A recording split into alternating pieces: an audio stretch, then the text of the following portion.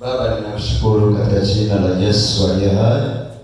Asante kwa ajili ya siku ya 18 ya maombi.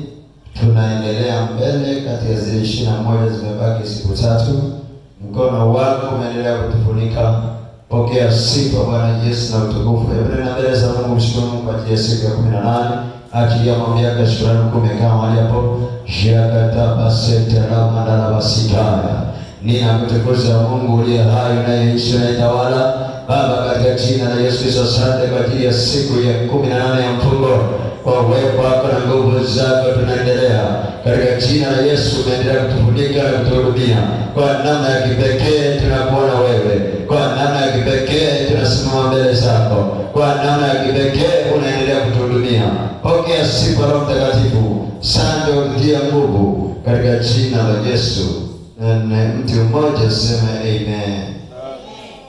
Nataka nifundishe hivi nafasi ya utakaso, nafasi ya maombi ya utakaso katika kurejeshewa. Nafasi ya maombi ya utakaso katika kurejeshewa vile vitu vilivyozuika ambavyo Mungu amekusudia kwa maisha yako. Jamani, haleluya. Amen. Iko hivi. Mungu anapendezwa na mtu ambaye anasimama kujitakasa kuliko kujihesabia haki. Maisha ya kujihesabia haki ni maisha ambayo yametukwamisha wengi. Ni maisha yaliyokwamisha watu wengi. Amen. Mungu anapenda wanyenyekevu kuliko wanaojiinua. Mungu anapenda wanyenyekevu kuliko wenye kiburi. Yesu Kristo asifiwe. Amen. Ukitaka kuvitenda vitu vya Mungu, kuwa na moyo wa rehema mara kwa mara. Kuwa na maisha ya kujitakasa mara kwa mara. Maana yake utakaso mahali unapopita lazima na uponyaji utapita pale pale. Mtu ambaye maisha yake ameyaweka kwenye kujitakasa, moto wa Mungu utakaa ndani yake siku zote. Uwepo wa Mungu utakaa ndani yake siku zote. Afya ya kiungu itakaa ndani yake siku zote. Atapiganiwa siku zote za maisha yake. Amen. Kwa sababu maisha ya kujitakasa ni maisha yanayomthibitisha mtoto wa Mungu katika machoni pa Bwana. Ni maisha yanayobadilisha mpango ya shetani isitimie juu ya maisha ya mtoto wa Mungu. Kwa nini adui anatushambulia sana watumishi wa Mungu? Kwa nini adui anapata nafasi ya kushambulia kwenye nyumba zetu? Ni kwa sababu ya maisha ya uovu, dhambi na makosa. Maisha yasiyokuwa na utakaso, siku zote shetani hiyo nyumba haitembelea tu. Yaani nyumba isiyokuwa na maisha ya mtu ambaye anasimama kuungama, kutubu, kutengeneza na Mungu, hiyo nyumba yaani ni gara la shetani. Hiyo nyumba magonjwa hayatakoma. Hiyo nyumba laana hazitakoma. Hiyo nyumba hawatakuwa na maisha marefu. Hiyo nyumba maonesho ya kila siku yatakuwa pale. Yesu Kristo asifiwe. Amen. Lakini akipatikana mwenye rehema moja, anayetubu moja, aliyekubali kutengeneza na Mungu kwa ajili ya nyumba hii, hiyo nyumba itakuwa salama. Amen. Hiyo nyumba itatakaswa. Amen. Hiyo nyumba italindwa. Amen. Na haitaji watu wengi. Inahitaji mtu mmoja aliyeamua kushika mbele za Mungu. Baba, tumekosea, tumekutenda wewe dhambi mbele yako na kufanya maovu mbele ya macho yako. Sikiliza. Sikiliza nikusomee hili neno la Mungu. Uone habari ya utakaso hivi ya ajabu kidogo. Sijui kama uliwahi kusoma hapa kwenye kitabu cha Danieli. Utakaso uleta uponyaji sehemu. Utakaso uleta uponyaji sehemu. Hebu tusome kwenye kitabu cha Danieli ile kitu cha ajabu. Kitabu cha Danieli sura ya 9. Nisome maandiko mengi kidogo. Kwanza mstari wa kwanza. Biblia inasema katika mwaka wa kwanza wa Dario mwana wa Ahasuero wa uzao wa Medi aliyetawala kwa mfalme juu ya milki ya Wakaldaya, katika mwaka wa kwanza wa milki kwake, mimi Danieli kwa kusoma vitabu nalifahamu hesabu ya miaka ambayo neno la Bwana lilimjia Yeremia nabii na kutimizwa ukiwa wa Yerusalemu, yaani miaka 70. Akasema nikamwelekezea Bwana uso wangu ili kutaka kwa maombi na dua pamoja na kufunga na kuvaa nguo za magunia na majivu. Mstari anasema nikamwomba Bwana Mungu wangu, nikaungama, nikasema Bwana Mungu mkuu mwenye kutisha, ashikaye maagano la rehema kwa wampendao na kuzishika amri zake. Tumefanya dhambi, tumefanya ukaidi, tumetenda maovu, tumeasi na hata tumeyaacha maagizo yako na hukumu zako, wala hatukusikiliza watumishi wako manabii ambao kwa jina lako ulisema, na wafalme wetu na wakuu wetu na baba zetu na wote wa nchi. Sikiliza, Biblia inasema hao watoto wa Mungu, hao wenye watu wa Mungu walipelekwa kwenye utumwa wa Babeli. Walipopelekwa kwenye utumwa wa Babeli, wako utumwani sasa. Ni nani atawarejesha Yerusalemu? Apatikane mtu atakayenunua ya kwamba hawa watu wako kwenye mateso kwa sababu kuna kosa lilifanyika, wakapelekwa kwenye utumwa. Akapatikana mtu wa Mungu mmoja, Danieli, anaona anaanza toba. Unaona, anasema tumekosa, tumetenda dhambi, anaungana kwa ajili ya nchi, anatubu kwa ajili ya nchi. Hujawahi kusoma kwenye vitabu Biblia inasema hivi, anasema kuna kitu anaeleza Biblia, anasema habari ya dhambi ni ya watu wote. Maana yake ni kutenda kwa dhambi ya mtu mmoja kwenye familia kunaweza kusababisha nyinyi ndio huko kwenye mateso, ndio maskini.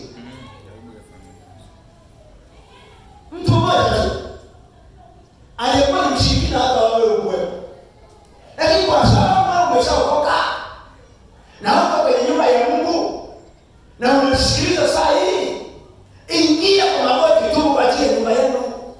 Haya magonjwa ya kuonewa yakome. Asifiwe Yesu. Ingia kwenye magoti ili umaskini ukome. Ingia kwenye magoti, au ndugu zako wanaolewa na kuachia, hiyo hadi ikome.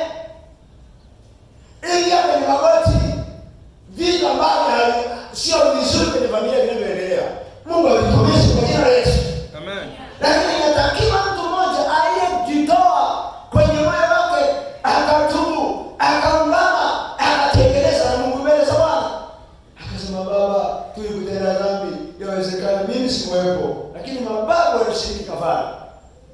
Mababu walishiriki ibada za sanamu. Mababu walishiriki kwenye miungu. Angalia na watesa na ndugu zangu. Angalia na kutesa kwenye familia yetu. Anasema ndani ya mstari wa 4, nami nikamwomba Mungu wangu, nikaungana, nikasema, Mungu, Mungu mwenye kutisha, ashikaye maagano na rehema kwa wapendao na kuzishika amri zake. Anasema tumefanya dhambi, akujitoa. Ukishaokoka unasema mimi si dhambi tena, unawaacha ndugu zako.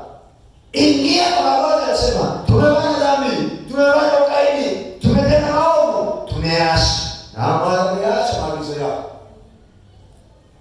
Kwa mdhambi mmoja inatosha familia yote kafia kwa. Kwa mdhambi mmoja inatosha ukoo katika tea.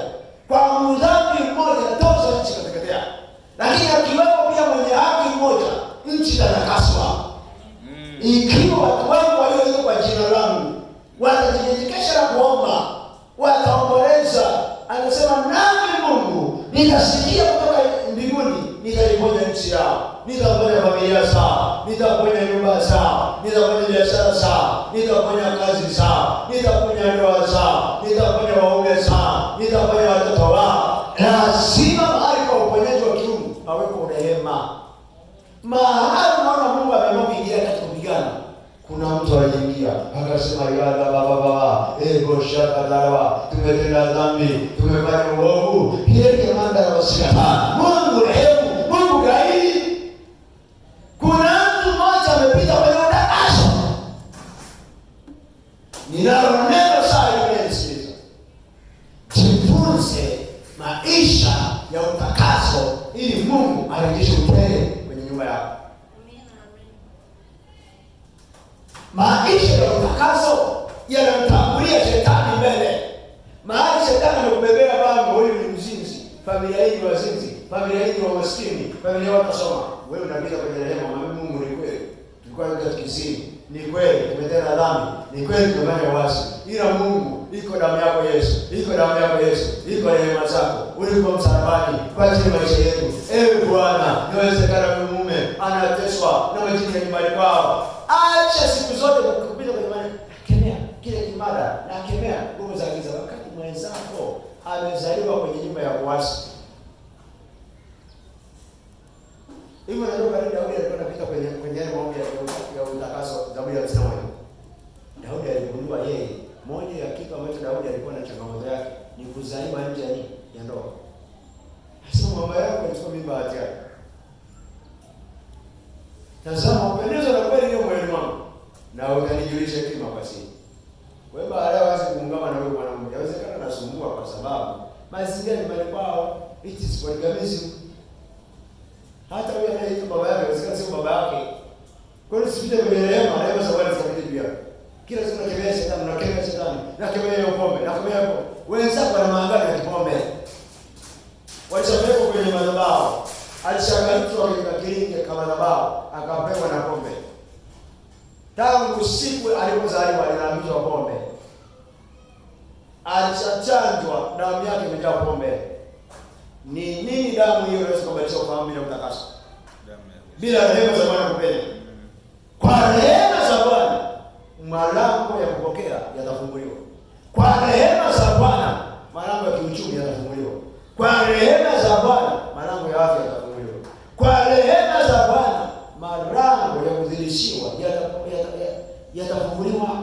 Kwa rehema za Bwana burudiko tena litakuja. Watu wa Mungu wale. Ni kusoma katika kitabu cha Matendo ya Mitume sura ile ya 3 mstari wa 19. Labda nielewe kwa nini unahitaji utakaso ili kwenye mwaka huu wa kurejeshewa. Matendo ya Mitume 19 Biblia inasema hivi. Nikosome kama ilivyoandikwa. Anasema, tubuni basi mrejee. Maana toba imeficha urejesho. Maana kuna vitu vilizuiwa na shetani kwa uhalali kabisa. Umefungwa kiuhalali kabisa. Mtaa umefungwa kiuhalali kabisa. Kuna matambiko yalifanyika kabisa kwamba watu akawa kaolewa, na atakayejaribu kuolewa ataachika, na asipoachika hata kupata amani kwenye ndoa. Ni uhalali kabisa. Lakini Yesu atubuni basi mrejee, ili kabisa usivutwe, zipate kuja nyakati za kurudishwa kwa kuwaga kwa Bwana. Maana yake nini? Moja ya kitu ambacho nilikufundisha kwamba kwenye hali majira ya kurejeshewa Mungu anarejesha ile miaka, ile nyakati, ule muda ulioibiwa. Zipate kuja nyakati. Sikiliza, Mungu akitaka kuzaa jambo lake mahali, ataleta mtu mwenye moyo wa toba. Usisahau hiyo. Mungu akitaka kuzaa jambo lake sehemu, Mungu akitaka kuzalisha biashara sehemu, ikiwa walikuwa wafanya biashara watenda dhambi pale wanatoa makafara, atamleta mwenye haki wa Mungu mmoja, apite kwenye rehema, apite kwenye rehema, Mungu aanze kufungua ile mlango. Hakuna mlango unafunguka bila kuwa na mtu ambaye alifungua. Asifiwe Yesu. na hakuna mlango uliofungwa bila kuwepo mtu aliyofunga. Milango ya fursa, milango ya kibali, milango ya rehema, milango ya kupokea inafungwa na nguvu za giza. Yesu Kristo anasema, mimi ndimi njia ya kweli na uzima, na kila ajaye kwangu sasa mtuma kama njoni kwangu ninyi wote msumbukao na mzigo. Kwa hiyo tunapomwendea Kristo tunanyenyekea kwake, tunashuka kwake, tunatubu kwake, tunatengeneza, tunaambia Baba, wewe ni Yesu wa rehema, kumbuka ulikuwa msalabani, tutakase Bwana, tureheme Bwana, achia utakaso kwenye nyumba zetu.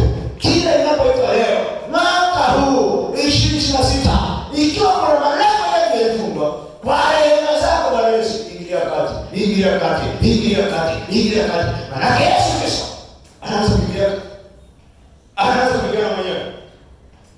Hawezi wewe kujipigania hii vita. Vita ni ngumu. Wachawi kujipanga, waganga wamejipanga, wasomaji wamejipanga, washirikina wamejipanga, lakini kwa sababu umetaka kujipanga, Yesu Kristo anakupigania. Na nini leo kupigania? Ni kwa sababu tumekubali kukaa magotini pake Yesu Kristo au utakaza kwa matengenezo. Bwana Yesu asifiwe. Amen. Nisikilize. Biblia inasema na wale watakatifu wazidi kufanyaje? Kujitakasa.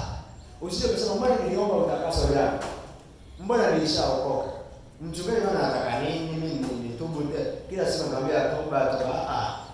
Na wale watakatifu wazidi kujitakasa. Iko hivi, kadiri unavyozidi kujitakasa ndivyo unavyozidi kupandishwa ngazi ya utukufu wa Mungu, ndivyo unavyozidi kuuelewa utukufu wa Mungu. Utukufu wa Mungu sio wa level hii, sio wa level moja. Utukufu wa Mungu Biblia inasema utukufu hadi. Kwa hiyo sisi kusema mimi ninaweza kwa utukufu eneo fulani, unahitaji utukufu eneo jingine. Yawezekana wewe una afya njema, lakini je, kwenye eneo la fedha? Je, kwenye eneo la kumiliki? Je, kwenye eneo la maombi? Je, kwenye eneo la kusimama? Lazima uwe na kiu ya kwenda kwenye level. Usikubali kukaa kwa level hiyo. Na nikikubali naweza kubanisha. Sio maombi ya vita, ni maombi ya utakaso. Anasema jionyeshe mmekubalika mbele za nani? Za Bwana. Ni kitu gani kinachoweza kubariki? Maisha ya utakaso, maisha ya kutakasa, maisha ya kutakasa. Kufungua mlango wa Mungu kuingia ndani yako. Akishaingia ndani yako anaondoa hicho, anaondoa hicho, anaondoa hicho. Ndio maana kuna dini nyingine utwala, nasema ukishaokoka toba ya nini? Ulishasamehewa, una dhambi gani? Sikiliza. Mimi nasemaga hivi, mtu anapookoka, watumishi wa Mungu, ni kama wewe ulienda huko vijijini au msitu fulani ukanunua msitu. Sawa? Ule msitu umeununua kama ulivyo, umeshaandika hadi msitu ni wa kwako.